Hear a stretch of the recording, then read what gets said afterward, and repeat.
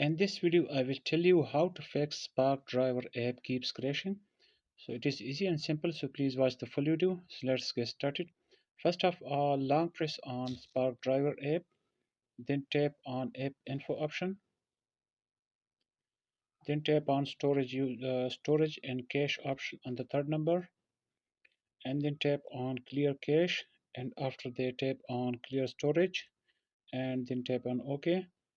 Now close this app and go to Google Play Store or App Store if you are using iOS, and then tap on search option in the bottom, and then tap on search bar on the top, and here type Spark Driver, and then tap on OK.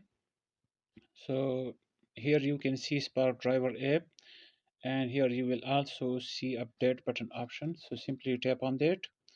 This will update the app to the latest version, and your issue will be fixed. So hope this video will help you. Thanks.